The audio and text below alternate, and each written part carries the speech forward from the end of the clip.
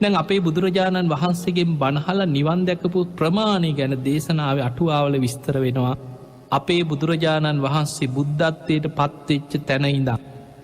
උන්වහන්සේ අවුරුදු 45ක් වැඩඉඳලා පිරිනිවන් පාන මොහොත වෙනකොට බුදුරජාණන් වහන්සේගෙන් බණහල නිවන් අවබෝධ කරගත්ත ලෝක සත්වයන්ගේ ප්‍රමාණය සූවිසි අසංකේය නවකෝටි 60 ලක්ෂයක් දෙෙන. එතකොට හිතන්න සූවිසි අසංකයේ නවකෝටි 60 ලක්ෂයක් දෙනා ගෞතම බුද්ධ ශාසනය තුළ බුදුරජාණන් වහන්සේ පිරිනිවන් පාන මොහොත වෙනකොට උන්වහන්සේගෙන් බණහල නිවන් දැක්.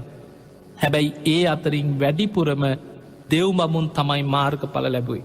ධම්මචක්ක දේශනාව අහලා මනුස්ස ලෝකෙ එක්කෙනෙක් සෝවාන් වෙනකොට 18 කෝටියක් දෙවියන් එදා මාර්ගඵල ලැබුවා.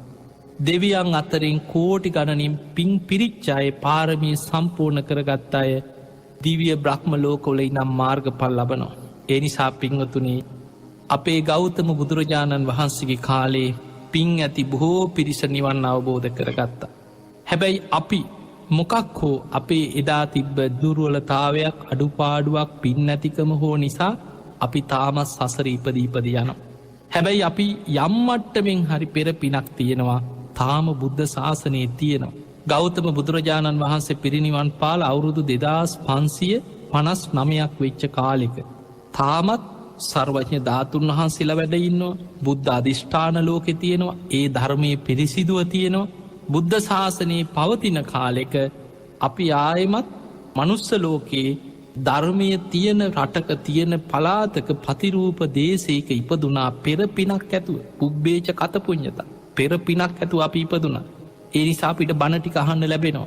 කල්‍යාණ මිත්‍ර ආශ්‍රය ලැබෙනවා. අප්‍රමාදී වෙන්න ඕන කියලා නිකං අහන්න හරි ලැබෙනවා. මේ ධර්මයේ දියුණු කරන්න පුළුවන් මේ ජීවිත යමක් කරගන්න පුළුවන් කියලා අපිට අහන්න හරි ලැබෙනවා. අපි පෙර පින් ඇති පිරිසා. හැබැයි අපි මේ ලැබිච්ච අවස්ථාව අතහැරගත්තොත්. අපිට අපායකට වැටුනොත් ආයි ගොඩ එනකොට මෛත්‍රී බුද්ධ ශාසනයත් ඉවරයි.